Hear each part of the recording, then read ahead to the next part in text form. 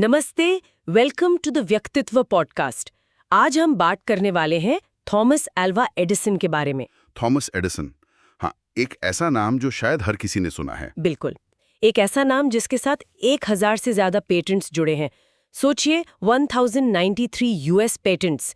एक इन्वेंटर और बिजनेसमैन जिसने सिर्फ इन्वेंशंस नहीं की। नहीं, बल्कि शायद इन्वेंशन करने का जो पूरा तरीका है, जो प्रोसेस है, उसी को बदल दिया। हाँ, एक तरह से इंडस्ट्रियलाइज कर दिया इनोवेशन को। बिल्कुल।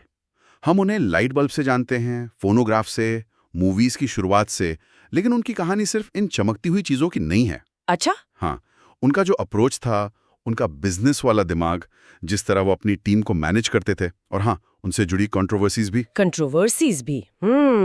ये सब मिलके ना एक बहुत ही कॉम्प्लेक्स पर्सनालिटी बनाते हैं। तो आज हम इन्हीं सब पहलुओं पर थोड़ी गहराई से बात करेंगे। जरूर। तो चलिए शुरू करते हैं उनके बचपन से। 1847 में ओहायो में पैदा हुए, मिशिगन में पले बड़े, और मैंने सुना है कि वो स्कूल तो बस कुछ ही महीने गए। हाँ, ये बात बिल्कुल सही है। उनकी माँ नैन्सी इलियट, वो खुद एक टीचर थीं, तो उन्होंने ही एडिसन को घर पर पढ़ाया। अच्छा, होम स्कूलिंग उस जमाने में। हाँ, और शायद यही जो अनकन्वेंशनल शुरुआत थी, फॉर्मल स्कूलिंग के बंधनों से आज़ादी, इसी ने उनकी क्यूरियोसिटी को और हवा दी होगी। हो सकता है। कहते हैं कि उनकी माँ ने उन्हें एक साइंस की किताब दी थी, अ school compendium of natural and experimental philosophy. इसी किताब ने उनमें एक्सपेरिमेंट्स का शौक जगाया। और कहते हैं थॉमस पेन के लेखन का भी उन पर असर था, एज ऑफ रीजन जैसी किताबों का। हाँ, बिल्कुल। उससे उनकी सोच को एक अलग थोड़ी फ्री थिंकिंग वाली दिशा मिली, जो शायद बाद में उनके काम में भी झलकी। और वो सुनने वाली प्रॉब्लम, वो कैसे हुई?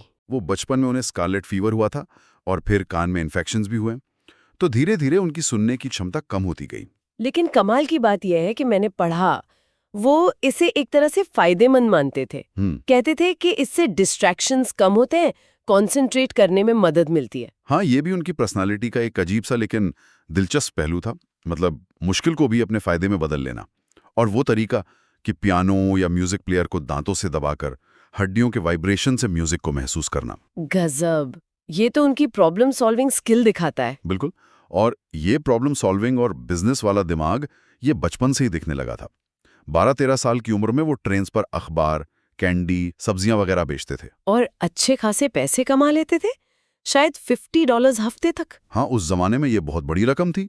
और उन पैसों से वो क्या करते थे? अपने एक्सपेरिमेंट्स का सामान खरीदते थे। अपना खुद का अखबार भी तो शुरू किया था उन्होंने ट्रेन पर, ग्रैंड ट्रंक हेरल्ड। मतलब एंटरप्रेन्योरशिप तो खून में थी। बिल्कुल। और फिर वो एक बड़ा टर्निंग पॉइंट आया उनकी लाइफ में, जब उन्होंने एक बच्चे को ट्रेन के नीचे आने से बचाया। हाँ, मैंने पढ़ा है इसके बारे में। तो उस बच्चे के पिता, जो स्टेशन एजेंट थे, वो इतने खुश हुए कि उन्होंने एडिसन को टेलीग्राफी सिखाई, इनाम के तौर पर। और यहीं से उनके करियर की एक नई दिशा शुरू हुई, टेलीग्राफी। हाँ, टेलीग्राफी उनकी शुरुआती इन्वेंशंस का बेस बनी।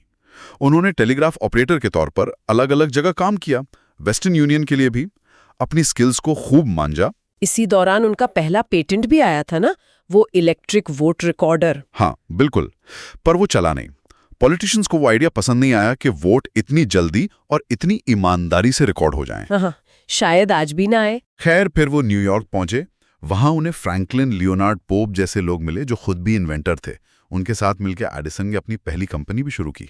लेकिन असली गेम चेंजर तो था 1876 में मेनलो पार्क, न्यू जर्सी का उनका रिसर्च लैब। हाँ, वो कोई मामूली लैब नहीं थी। उसे दुनिया की पहली इन्वेंशन फैक्ट्री कहा जा सकता है।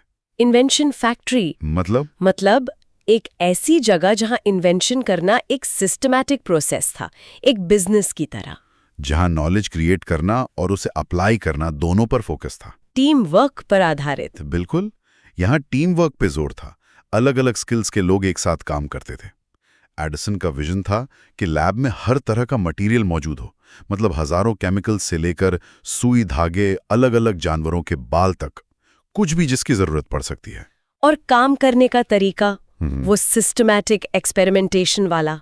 हाँ, उनका मंत्र था ट्राई करते रहो, लेकिन माहौल काफी इंटेंस था। मैंने सुना है एडिसन खुद 18-20 घंटे काम करते थे और अपनी टीम से भी यही उम्मीद रखते थे।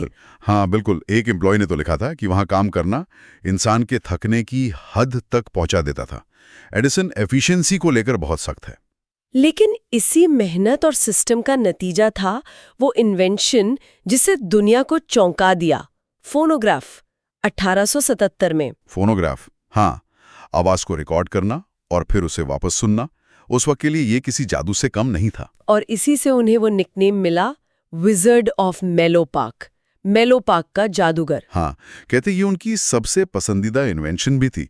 वो खुद भी इससे बहुत चकित थे जब पहली बार उनकी आवाज रिकॉर्ड होकर वापस सुनाई दी। इसी दौरान उन्होंने कार्बन माइक्रोफोन को भी इम्प्रूव किया था ना? हाँ, जो अलेक्जेंडर ग्राहम बेल के टेलीफोन के लिए एक बहुत बड़ा सुधार था। हाँ बिल्कुल, उसने टेलीफोन की आवाज को ज्यादा साफ और लाउड बना दिया। हाँ, हालांकि इस पर डेविड ह्यूज के साथ कुछ क्रेडिट को लेकर विवाद भी हुआ था।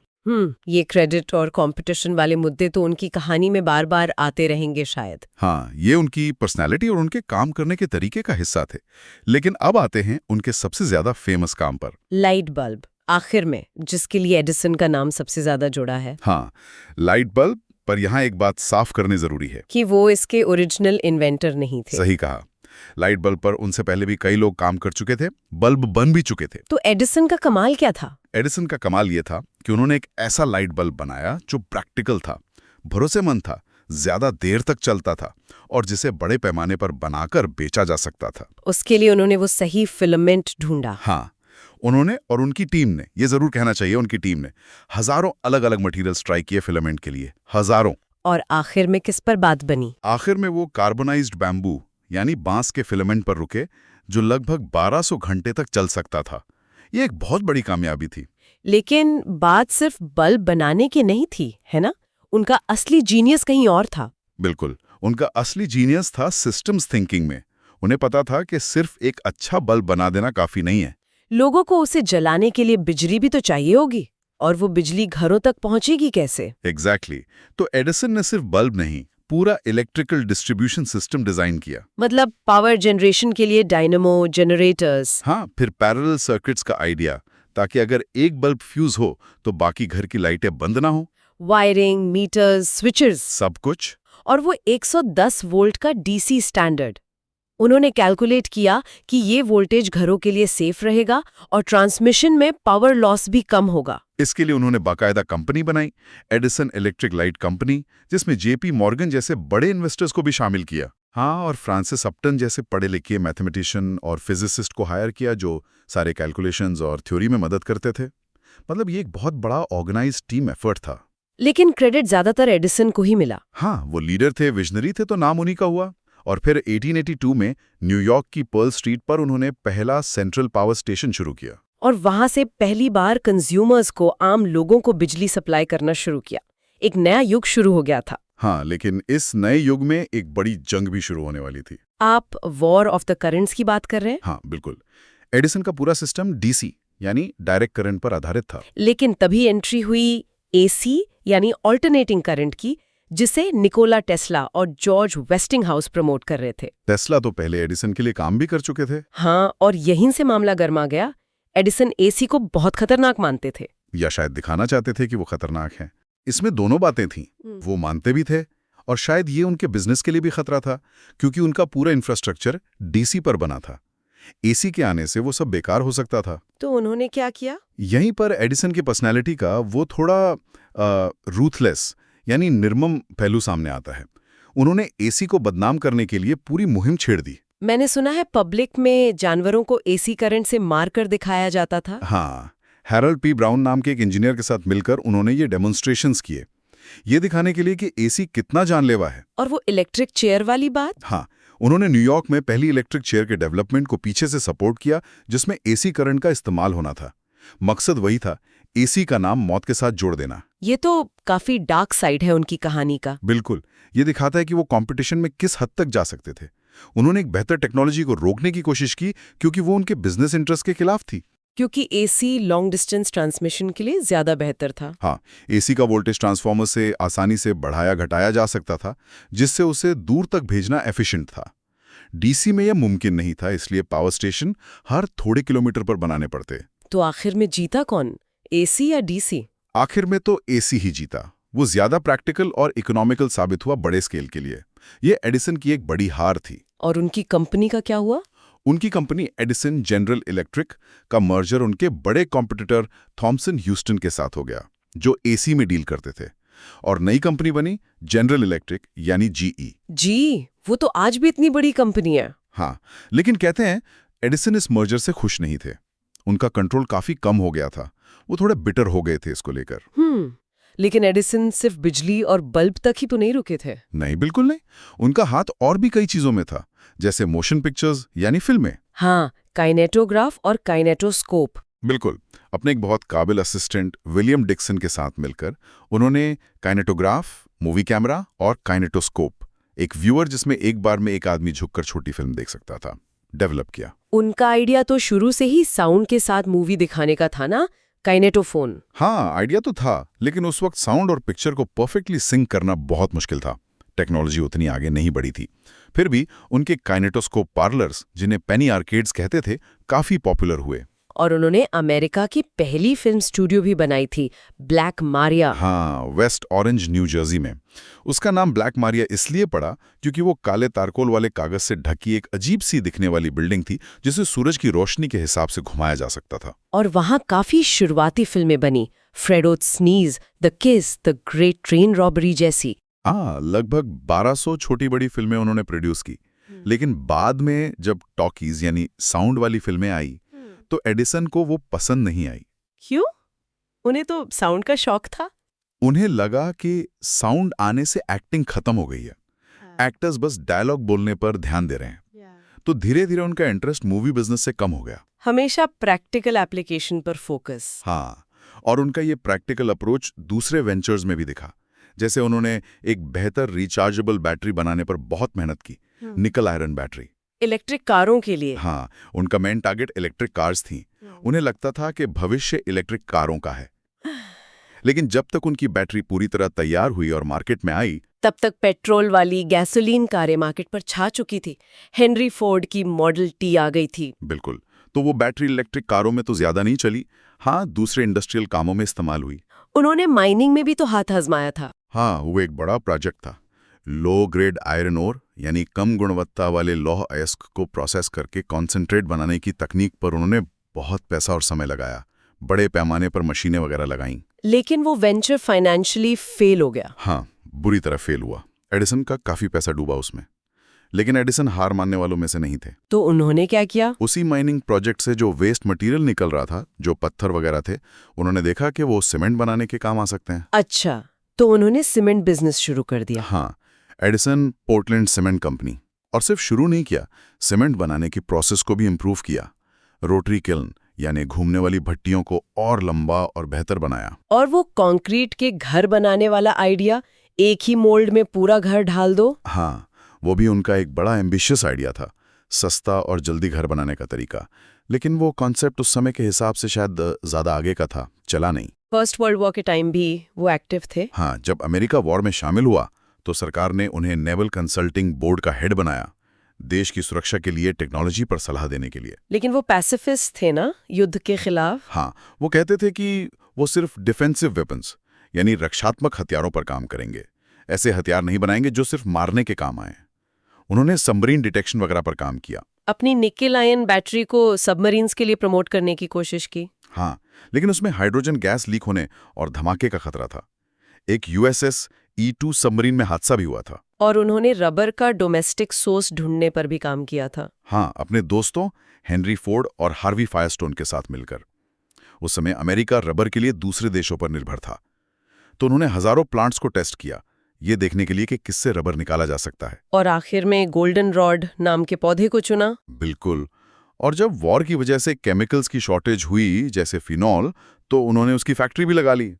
मतलब वो हमेशा प्रॉब्लम का प्रैक्टिकल सॉल्यूशन ढूंढने में लगे रहते थे। उनका वो फेमस कोट है ना, genius is 1% inspiration and 99% perspiration. हाँ, प्रतिभा 1% प्रेरणा और 99% पसीना है। और उनका काम करने का तरीका, उनकी वर्क एथिक बिल्कुल यही दिखाती थी। घंटों तक लैब में लगे रहना, हजारों बार एक्सपेरिमेंट्स करना, फेल होना, फिर ट्राई करना, लाइट बल्ब फिलामेंट के लिए इतने सारे मटेरियल्स टेस्ट करना। ये उनका तरीका था, एग्जॉस्टिव ट्रायल एंड एरर। वो छोटी छोटी नैप्स लेते थे, ज्यादा सोते नहीं थे और लगातार काम करते रहते थे। लेकिन इसी के साथ वो क्रेडिट वाली कंट्रोवर्सीज भी तो जुड़ी हैं। हाँ, ये एक बड़ा सवाल हमेशा उठता रहा है कि वो अक्सर अपनी टीम के किए काम का क्रेडिट खुद ले लेते थे या स्पॉटलाइट हमेशा उन्हीं पर रहती थी। जैसे विलियम डिक्सन का मूवीज में रोल, या लुइस लैटिमर जिन्होंने फिलामेंट को इम्प्रूव किया था। हाँ, और उनके कई काबिल असिस्टेंट्स जैसे Charles Batchelor, Francis Upton, John Ott, Fred Ott, इन सबका योगदान बहुत बड़ा था मेनलो पार्क और बाद के लैब्स की सफलता में। लेकिन हीरो हमेशा एडिसन ही बने। और कॉम्पिटिटर्स के साथ भी उनका रवैया काफी सख्त हो सकता था। पेटेंट के मुकदमे लड़ना, पब्लिसिटी टैक्टिक्स का इस्तेमाल करना। बिल्कुल, जैसे हमने करंट वॉर में देखा। और निकोला टेस्ला के साथ उनकी जो कहानी है, वो $50,000 के वादे वाली बात। हाँ, कि टेस्ला ने एडिसन के डीसी जनरेटर्स को इम्प्रूव किया और एडिसन ने कहा था कि अगर तुम ये कर दोगे तो मैं तुम्हें $50,000 दूंगा। और जब टेस्ला ने कर दिया तो एडिसन ने मजाक कहकर टाल दिया कि तुम अमेरिकन ह्यूमर नहीं समझते। अब ये कहानी कितनी सच है इस पर डिबेट है, लेकिन ये किस्सा टेस्ला और एडिसन के कॉम्प्लेक्स रिश्ते को दिखाता है। उनकी पर्सनल लाइफ कैसी थी, इतने काम में डूबे रहने वाले इंसान की? पर्सनल लाइफ भी काफी इवेंटफुल थी। उन्होंने 2 शादियां की। पहली शादी मैरी स्टिलवेल से हुई जब मैरी सिर्फ 16 साल की थी और एडिसन 24 के। वो उनकी एम्प्लॉई थी? हाँ, उनके एक बिजनेस में काम करती थी। उनसे 3 बच्चे हुए। लेकिन एडिसन अपने काम में इतने ज्यादा डूबे रहते थे कि फैमिली को बिल्कुल वक्त नहीं दे पाते थे। और मैरी की काफी कम उम्र में डेथ हो गई थी। हाँ, सिर्फ 29 साल की उम्र में। कहते हैं शायद मॉर्फिन ओवरडोज से या ब्रेन ट्यूमर से। एडिसन उस समय भी शायद काम में ही बिजी थे। उनके एक बेटे थॉमस जूनियर ने भी बाद में काफी मुश्किलें खड़ी की। एडिसन नाम का गलत इस्तेमाल किया। हाँ, वो भी एक दुखद पहलू था। फिर एडिसन ने दूसरी शादी की मीना मिलर से, जो एक इन्वेंटर की बेटी थी और काफी पढ़ी लिखी थी। उनसे भी 3 बच्चे हुए। क्या इस शादी में वो फैमिली को ज्यादा टाइम दे पाए? थोड़ा बेहतर जरूर था, लेकिन वो अब भी ज्यादातर अपने काम में ही लगे रहते थे। मीना ने ही घर, बच्चों और एडिसन की सोशल लाइफ को संभाला।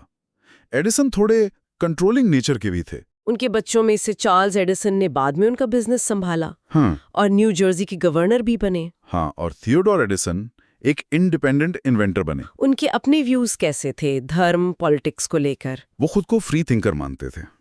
थॉमस पेन से काफी प्रभावित थे। किसी पर्सनल गॉड या संगठित धर्म में विश्वास नहीं रखते थे, लेकिन एक सुप्रीम इंटेलिजेंस या नेचर की शक्ति को मानते थे। और पॉलिटिक्स में? वो लाइफ लॉन्ग रिपब्लिकन रहे, महिलाओं के वोट देने के अधिकार यानी सफरेज के सपोर्टर थे, और जैसा हमने कहा पैसिफिस्ट थे, युद्ध के खिलाफ थे। उन्होंने एक कमोडिटी बैक्ड करेंसी का प्रस्ताव भी दिया था। काफी अलग अलग तरह के विचार थे उनके। अपने आखिरी सालों में भी एक्टिव रहे। हाँ बिल्कुल। हेनरी फोर्ड और हार्वी फायरस्टोन के साथ उनकी गहरी दोस्ती थी। वो तीनों एडिसन, फोर्ड और फायरस्टोन द वैगाबॉन्ड्स कहलाते थे और साथ में कैंपिंग ट्रिप्स पर जाते थे। अच्छा, ये दिलचस्प है। 1931 में 84 साल की उम्र में डायबिटीज की कॉम्प्लिकेशन से उनकी डेथ हो गई। और वो कहते हैं कि उनकी आखिरी सांस एक टेस्ट ट्यूब में प्रिजर्व करके रखी गई है हेनरी फोर्ड म्यूजियम में। हाँ, ये कहानी है। कितनी सच है पता नहीं, पर हेनरी फोर्ड ने शायद ऐसा करवाया था। तो इन सब बातों का मतलब क्या है? थॉमस एडिसन का इम्पैक्ट तो जबरदस्त है, इसमें कोई शक नहीं। उन्होंने हमारी जिंदगी बदल दी। बिजली, रिकॉर्डेड साउंड, मूवीज। बिल्कुल, उनका असर हर जगह है, लेकिन उनकी लेगेसी, उनकी विरासत सिर्फ इन्वेंशंस की लिस्ट नहीं है। तो फिर क्या है? शायद उनका सबसे बड़ा कंट्रीब्यूशन वो प्रोसेस था जो उन्होंने बनाया, वो इंडस्ट्रियल रिसर्च लैब का कॉन्सेप्ट, सिस्टमैटिक इन्वेंशन को बिजनेस से जोड़ना। हाँ, वो इन्वेंशन फैक्ट्री वाला मॉडल जो आज भी दुनिया भर के R&D सेंटर्स में फॉलो होता है। एग्जैक्टली, वो शायद उनका सबसे बड़ा इन्वेंशन था, इन्वेंशन करने का तरीका। हाँ, लेकिन उनकी लेगेसी कॉम्प्लेक्स भी है। वो एक तरह का एडिसन पैराडॉक्स थे। पैराडॉक्स? कैसे? मतलब वो कोलैबोरेटिव थे, टीम बनाते थे, लेकिन साथ ही बहुत कंट्रोलिंग भी थे, क्रेडिट खुद लेते थे। विजनरी थे पर कभी-कभी जिद्दी भी हो जाते थे, जैसे एसी के मामले में। प्रैक्टिकल साइंटिस्ट थे पर रूथलेस कॉम्पिटिटर भी थे। सही कहा। वो अमेरिकन इंजीन्यूटी यानी अमेरिकी प्रतिभा और मेहनत के सिंबल बन गए। लेकिन उनकी कहानी सिर्फ एक ग्रेट मैन की कहानी से कहीं ज्यादा गहरी और लेयर्ड है। तो ये सवाल उठता है कि क्या उनका सबसे बड़ा इन्वेंशन कोई एक डिवाइस था या फिर वो पूरा सिस्टम ही था जिसने टेक्नोलॉजी को इस तरह आगे बढ़ाया? हाँ, और उस सिस्टम की अपनी दिक्कतें भी थीं, क्रेडिट की, कंपटीशन की, एथिक्स की। ये सोचने वाली बात है। उनकी कहानी हमें इनोवेशन के प्रोसेस और उसके पीछे के इंसानी पहलुओं के बारे में बहुत कुछ सिखाती है। एक ऐसे शख्स है जिसने दुनिया को रोशन तो किया, लेकिन जिसकी अपनी परछाइयां भी थीं। इनोवेशन, एम्बिशन, कोलैबोरेशन और कॉन्फ्लिक्ट की एक अनोखी मिसाल।